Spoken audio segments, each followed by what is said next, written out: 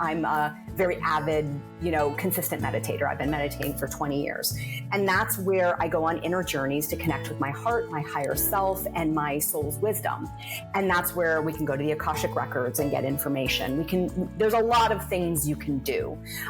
Typically, if I'm going to get past life information, it's going to be through an Akashic record portal, but I can go there instantly, right? So when I say I go within, I'm in the Akashic records and I ask for information, clarity on why is this thing coming into my life? Like, this is a present day real thing on my phone, Instagram. I'm looking at Mount Everest, right? And I'm like, I'm so fascinated, but it doesn't make sense because it's not something I want to do. So tell me what's happening here. Show me the deeper meaning and the unseeable information. Welcome to Rise, Shine, and Redefine, the podcast where entrepreneurship meets purpose. I'm Caryn Meininger, and I'll help you create an authentic and powerful business. Let's dive in. Hi, welcome back to the Rise, Shine, and Redefine podcast. I'm Caryn Meininger, and I am here with the beautiful Sophie Frabotta. She is a thought leader, master healer, author, and trailblazer in the spiritual industry with a master's degree in transpersonal psychology and a globally recognized spiritual life coach certification. She stands out as a distinguished figure who intentionally shares profound healing techniques that move students into a renewed, restored, and powerful new phase of life. Welcome to the show. I'm so excited to have you here. Thank you. Doing great. A lot of energy today. Yes. Lighting it up, feeling lit up. So good. So I know right before we introduced the show, we were talking about how there's been shedding. There's been a little bit of challenges coming up in the last 6 months. And now there's something with Mount Everest coming up. And let's talk about Mount Everest. I'm here for it. So it's crazy. In my algorithm, you know how Instagram will just start showing you things that you are engaging with. Well, all of a sudden, my algorithm started filling up with people summiting Mount Everest.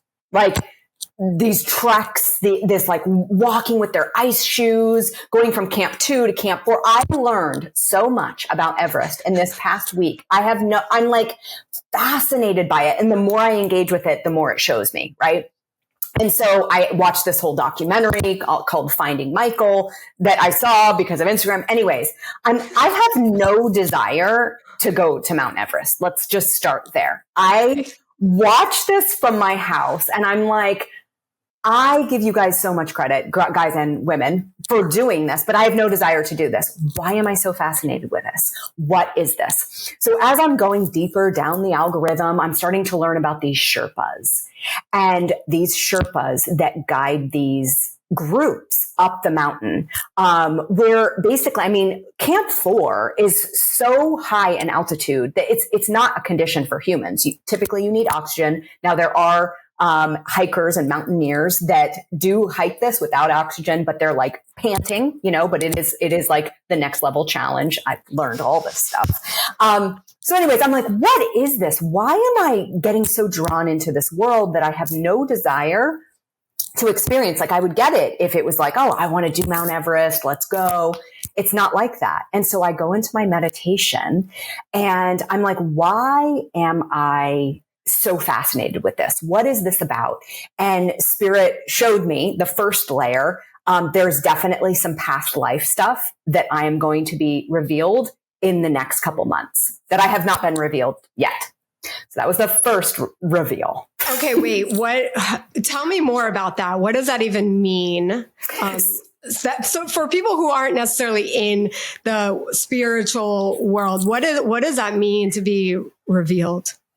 So I do a lot of inner work. And one of my goals is to teach people how to go within to get their answers, not look to others or ChatGPT for their answers, right? So this is like a new thing I have to add in now because that is becoming such a hub and a place where people are seeking really intimate, interpersonal soul information, which can't come from a robot. But I digress. So when I go within, I have to digress because I just want to stick on that point for a minute because So I did an ayahuasca journey in Costa Rica, and we do these like monthly calls. And this one girl, same thing, was like, "Oh, ChatGPT is my therapist," and like it like knows me so well and all this stuff. And then I started kind of coaching her on this like group meeting call, and people were like, "And that's why you need humans, because it can't get there." Okay, just quick digression. I wanted to just touch on that point, how ChatGPT is not your therapist, right? It's whole, like, it doesn't know. Well, and I think it's really going to be important. It's a big part of something that I am going to start gradually talking about more and more publicly, on how important it is to really know the difference between soul information and documented data information.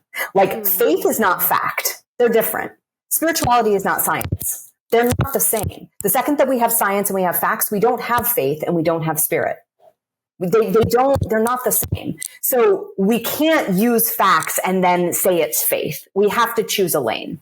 So the second that science catches up to spirituality, I know I need to go further. I need to go ahead to where there's only faith zone, where it hasn't been proven yet. And what's happening now is science is starting to prove a lot of the spiritual healing work that we've been doing for the past couple decades. Like there's, things do move in the brain and in the cells when you start to and we can use equipment to monitor this and we can prove this now. And so I'm like, it's time for me to move, because I can't be in fact zone. I have to be before that in the faith zone. But anyways, going back to going within. Yeah. I go into my meditations and I go in within. Eyes closed, get very still. I'm a very avid, consistent meditator. I've been meditating for 20 years. And that's where I go on inner journeys to connect with my heart, my higher self, and my soul's wisdom. And that's where we can go to the Akashic records and get information. There's a lot of things you can do. Typically, if I'm going to get past life information, it's going to be through an Akashic record portal, but I can go there instantly, right? So when I say I go within, I'm in the Akashic records and I ask for information, clarity on why is this thing coming into my life? Like this is a present day real thing on my phone, Instagram. I'm looking at Mount Everest, right? And I'm like, I'm so fascinated, but it doesn't make sense because it's not something I want to do. So tell me what's happening here. Show me the deeper meaning and the unseeable information. And so what I was shown at that point, it's kind of like, and this has happened before, if you're not necessarily ready for the whole story, they'll just tell you there is a story to let you like settle with the fact that there is a story that we're going to tell you. And we're going to give you pieces in the way that you can handle it. So that's what I was told. Oh, sorry. It's almost like a nervous system, like expansion of being able to, okay, where can we hold in our nervous system? What can we handle? And so this reveal is kind of like these little bite size. Is it like a puzzle where you're like, oh, I need to put all this together? I think that's kind of how you can kind of conceptualize it. But I also know from going through this experience so much, I don't rush it. Because you can get pieces of information that unlock a sequence of a lot of pain that you have to go through. And those feel like avalanches in the soul.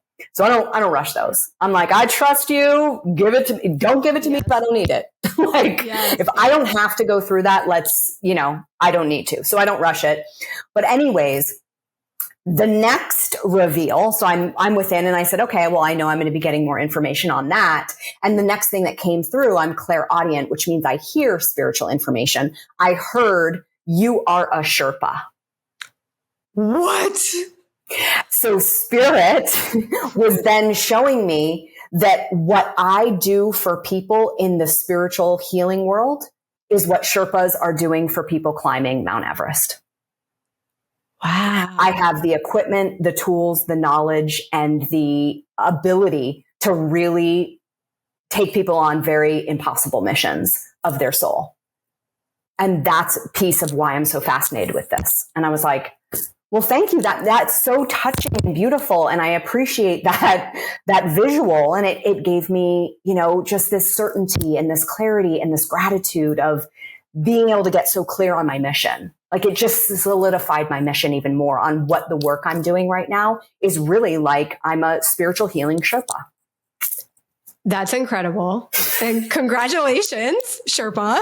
Yeah. I'm here for it. That's amazing. And I love the clarity that you were getting from this and trusting the process of seeing Mount Everest and seeing these Sherpas and being able to get the message that you needed to hear for it all to make sense.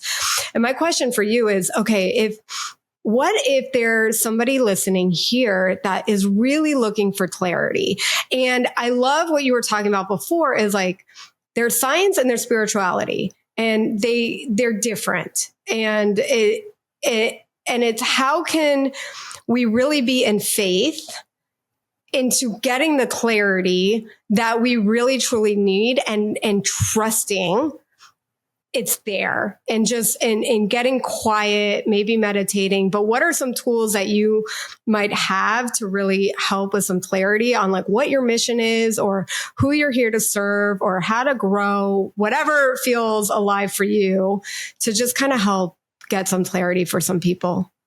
So the first thing I would encourage someone to identify is what's blocking the clarity. When you try to ask yourself, like, is this the path for me? Or am I supposed to go to this or that? What happens? Because that's the block. Is it doubt? Mm-hmm. Is it insecurity? Like, what is coming through in that moment? That's the first step, is to identify the block. Mm-hmm. So I want to get salad or an ice cream. Like, what comes up inside of you? Is it judgment? Is it all the shoulds? Like, what is that energy? Because the big thing that is important for me to share is we don't do spiritual bypassing in my work. It's all about recognizing the root. And that takes work, right? That takes work to peel back the layers and really find the truth underneath what is bubbling up. It's very easy to slap an affirmation or do a journaling session and say, I'm healed. But we know that you're just healed for this moment. It's not a true transmutation. And that's what I'm interested in, is teaching people the transmutation. So when we don't have clarity, we do have something else. And we need to figure out what that other thing that we have is: doubt, judgment, insecurity. And then we need to heal on the root level wherever that is stagnant and rotting in the system. And that typically goes back to childhood. Yeah. So, yeah. No, yeah, we do very similar work. And it's like, how do we heal it at the root versus, okay, yep, let's slap an affirmation on it and conceptually say we're okay. But our bodies are subconscious. And it's like, if our body is not matching our mind, right, then we're misaligned. And I also believe that everything is unconscious programming or some sort of childhood. We got to do younger self work to not only heal, but also accept those parts of us, because it's like we're pushing them away and we're trying to avoid them because we don't like that part of you. So I love the kind of work that you're doing where there is no spiritual bypass. It's like, nope, we're getting to the root. We're going there. It's uncomfortable AF, right? And it's like, but you're still here and you made it through. I like the analogy of an ice bath. It's like, just go. Like, stop thinking, right?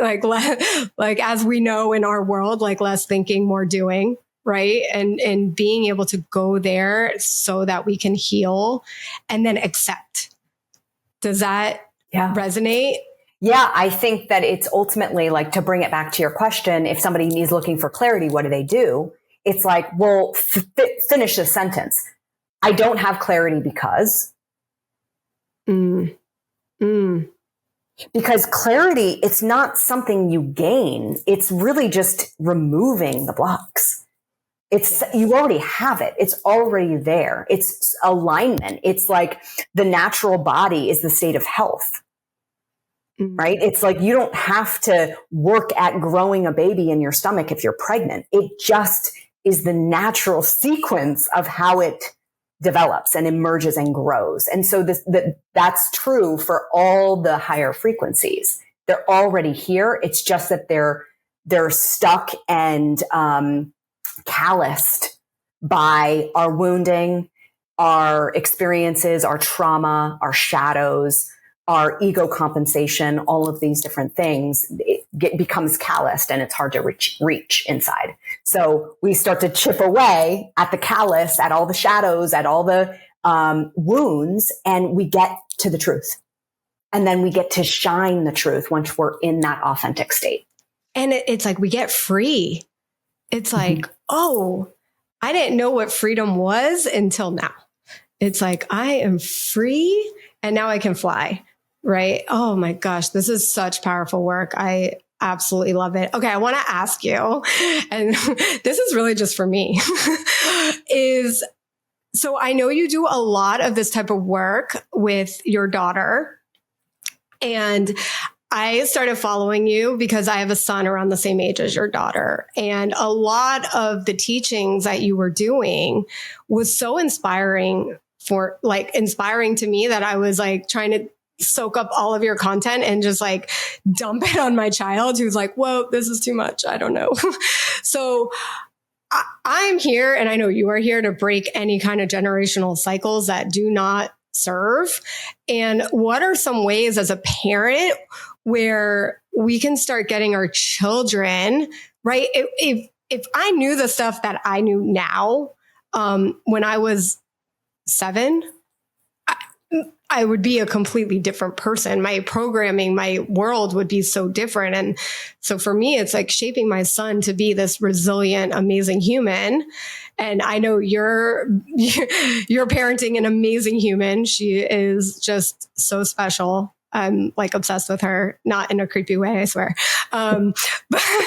But just what are some ways that parents can start really incorporating this type of work in a slow, not overwhelming way where they're like, Mom, you're cray? Yeah. So I talk about this a lot because I feel like there is a very genuine, honest path to child spirituality, if you want to call it that. Yes. And it's very much, it's mirroring. There's no force. I've never even invited like Claire to come join me. I've just started doing my practices. So when she was 2, and I have a video on my stories, I think it's still up. She was 2 with her sass. I was in my office playing a sound bowl. She hears the sound. She like comes in. This is before she could really speak, but she could walk, and she had her sass, and she was chewing some gum. And she was like, Mom, give me the mallet. And I said, okay, gentle. We do gentle. I always teach animals and children gentle because I feel like if they know it and they need to practice it, right? So gentle. And so then she wanted to make the sound that I was making. So for me, it started pre-verbal with sound and smell. So essential oils. Also, I had a box of essential oils that were all empty bottles. There was like no essential oil left in them because I used to not throw them away, but you could still smell them. So she could play with the oils. She couldn't really get the caps off. I had them on really tight and they were empty, but she could take them and smell them, and they all smelled very different. So that was like our first beginning. She would see me using the oils and then be like, well, I want to try so it was just a mirroring. And then, when she went to school, when she was 4, we were kind of in an off-grid situation, and I got to teach the classroom meditation. And so I was like, oh my gosh, how am I going to teach a group of 13 kids ranging from 3.5 to 8 how to sit still and do a meditation? And I mean, that's not where I was. I'm strong with adults. I was not strong. So I just opened up and I asked Spirit, okay, I'm doing this meditation once a week. What do I do today? And so then that's where, it was more of a training scenario, but she was with her peers, right? So every week we sat down and we started doing these different techniques. It was only like 3 to 5 minutes.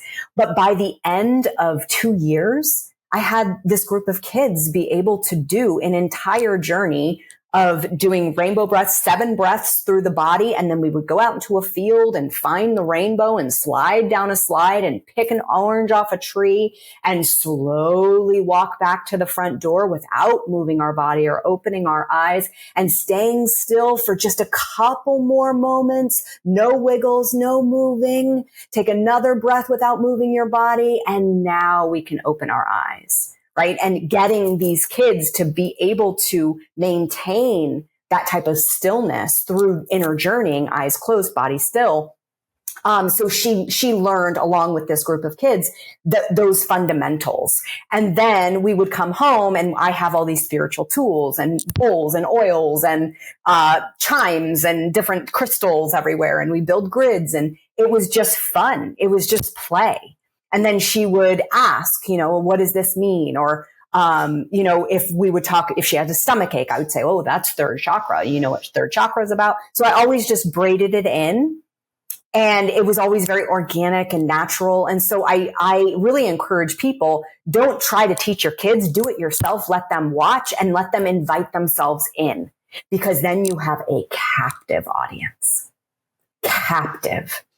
Yeah, I agree 1,000%. And even with my son, it's funny because it's like I wanted him to meditate and he was like kind of in the rebellious, like, you're not going to tell me what to do, even at like 3. And then like what you were saying is I just started doing it. And now when we go to bed, he's like, can we do our breathing? Can we do a meditation? And now I invite him to lead a meditation where he gets to just create his own journey for us. And it's so empowering to watch. Like, and I love kids' resilience because it's like they're not judging themselves yet, right? And it's I don't know. I'm just so fascinated by being able to mirror for your children, but you have to do the work yourself. So I'm really curious. So I'm sure you've had multiple, or at least one spiritual awakening. What got you there? Like, what was the turning point for you where you're like, I'm going to dive into this work? Well, I think I've had several awakenings. I think that ultimately you have your original awakening and then you start walking the ascension path. And the ascension path is going to be very filled with a lot of shedding of the old self in order to prime your frequency to be able to really stabilize in 5th dimension and higher energy. Stable though, not dipping all the time, right? So, I think the catalyst for me was really back in like 2014 when I went back and got my master's degree in transpersonal psychology. I wanted higher education, but I really did not want to study anything clinical that was just going to study neuroses and breakdown. And so I started looking, and there's a lot of different areas of psychology that were fascinating to me. And so I found transpersonal psychology, which basically is the study of human potential.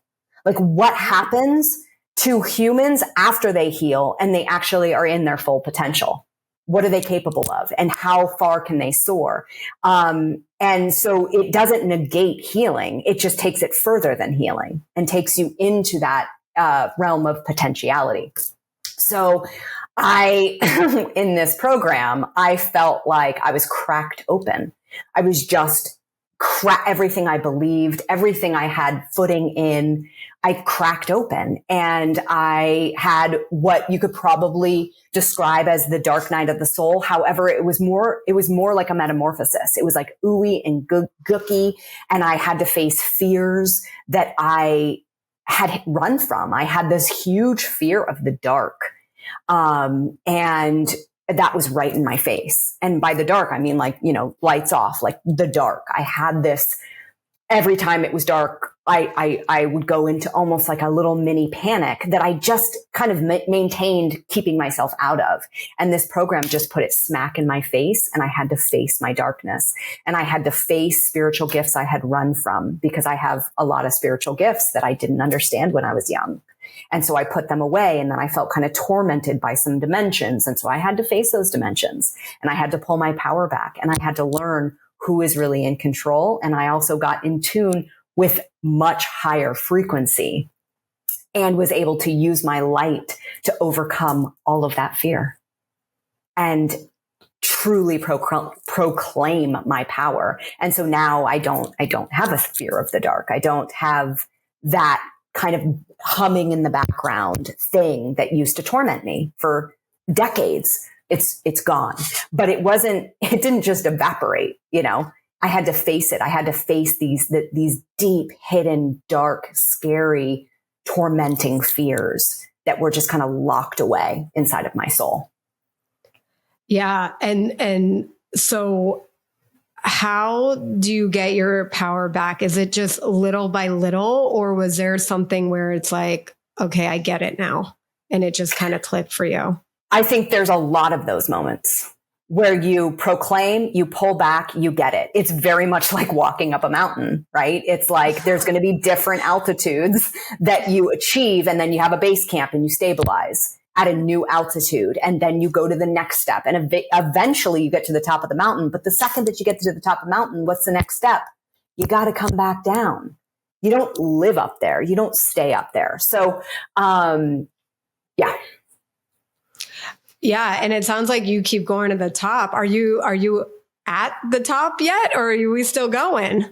I mean, I'm a Sherpa. So I'm just mountaineering. I'm just leading groups and then bringing them back safely. It's like the interesting thing, if you don't know about the Sherpa culture, especially in Nepal, I mean, we are talking about some of the most outstanding human beings I've ever been able to witness. People that will turn their back on their mission of taking a group up a mountain because somebody is dying, strap them to their back, walk them on their back in those icy, windy conditions, 6 hours to save their life, abandoning their mission for somebody else's life. I mean, the heart that these Sherpas have is something that I aspire to. I have so much respect for their strength and their ability to navigate very impossible environments, physically, emotionally, mentally, and they do it with grace and they make it look easy. I know it's not easy, but they make it look easy. I have the utmost respect for these Sherpas that are doing this mountaineering work with these expedition groups, so. Yeah. And what I love is when we find somebody that inspires us or we want to be like, it's always life's a mirror. And it's like, okay, that trait that I absolutely love about this person or this group of people, it's like, let's mirror it back to ourselves. And I think sometimes we get so caught up in the positive projections that we forget that, wait a minute, the very thing that I love about the Sherpas and the heart and their soul and their consistency and not giving up is just a reflection of you. So take that in,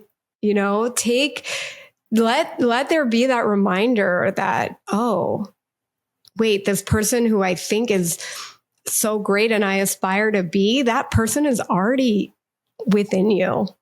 Yeah. And I know that for a fact, without a shadow of a doubt, that you have all of these traits, because the moment you came into my world, I'm like, who is this? Like, I like her. Like, she's different. She lights a fire in me about wanting to be different for my kid. And then we met in a mastermind, and it was like, I was like, oh my God. Like, and I started to do the positive projections, and I'm like, oh my God, I'm in the room with all these amazing women. And then it's like, wait, let's put the mirror on. And it's just such a sweet reminder, even for our children, that, wait, the very thing that I aspire to be that they have is like, wait, we already have that inside our souls. And yes, I know you have the biggest heart. I could feel it the second we connected. And I just wanted to share that with you. So just know your Sherpa energy is fire. I feel it. Take me up Mount Everest with you in the spiritual realm of it. I am here for all of it. It is incredible. So I really, really love that. I love this reveal. It is inspirational. And I hope that other people listening are like, okay, like start listening and trusting and surrendering to what is here now and what is available to you. And you'll be able to be an expansion versus contraction. And I just love, like, you just kept trusting the Mount Everest and you're like, okay, there's something here. There's an answer. There's wisdom in it, and just trusting and simultaneously kind of surrendering, like, okay, like whatever's going to come in is going to come in. And I'm completely open for anything that's being shared. And I think it's so beautiful. So just congratulations, Sherpa. I'm totally here for that. And, so what is something that if you're new or like seasoned into spirituality, what is something that somebody can do in the next 24 hours to just kind of move the needle, to kind of go up that mountain, that you can help them like take that first step? I think the biggest thing, this is going to be so simple, people are going to want to throw it away. Okay. It's so freaking simple, but it's something that is in the mind that most people don't realize they're doing because it's not overt. It might be overt and you might catch it sometimes, but there is a couple little words that like to live like right behind our consciousness. And they come from wounds. They come from bruises. They come from childhood. They come from, just how your community has censored you or conditioned you or whatever it is. And if you can start to catch these two words or this phrase, two things, I'm going to give two things. Get that pen. If you can catch this, you don't even need to write it down. It's so simple, right? Okay. There are so many times that we respond with the energy to a request saying, I can't. Mm-hmm. That's where it starts, right? That's the beginning of resistance. That's the beginning of your insecurity revealing itself to you. That's the beginning of you seeing that you have doubt in yourself. That's the beginning of showing yourself that you are not truly believing in yourself. You can start to catch that and just shift it internally and say, I can. What would it look like if I could? Or if I just shift that energy, I can. Now what happens in your body? Now what happens in your mind? Now what happens in your emotions? Just shifting that internal frequency, like kind of like where you're pointing your light. So that's the first phrase. The second phrase that this will grow into, and this I feel like is on the rise for most people right now with what's happening in the energetics of our universe and just the whole thing that's going on. Hello, 2025. Yes. Is this next phrase. When something happens inwardly, we have an internal response that says, I can't handle this. This is very common with children too. You're overstimulated, you're hungry, your kid is screaming or dropped Legos all over the floor. You step on them. Welcome to my life. Yeah. And you spill a cup of hot water at the same time and it breaks everywhere. And that fire rises up into a phrase. I can't handle this. And what if you were to catch that and say, yes, I can. I can handle even this. And even I am handling it too, right? It's like I am. It's so, I love this. I do this a lot with my son where he's like, where I'm always like, you can handle it.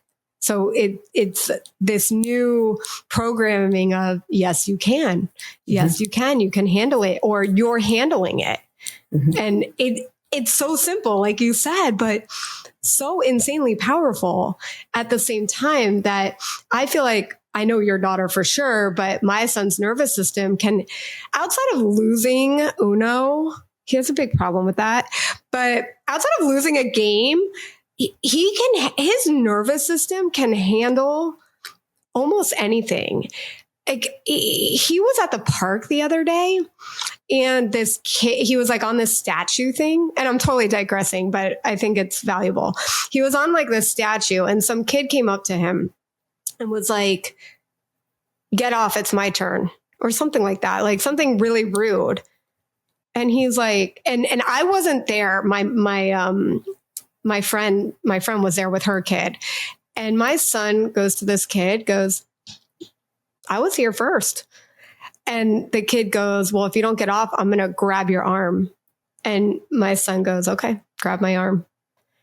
And nothing, he was like not afraid of this kid grabbing his arm. And it's this work of just like being true and like letting them feel into their worthiness now, instead of when we're now at our age and it's like all this worth work that we have to do and go deep and heal these things at the root. And we get to start it at this young age, and him to be able to handle, like, I would say, a bully at that point and it not even phase him. There is so much power in just the resilience and in this work. That my friend was like, "How did you teach him that?"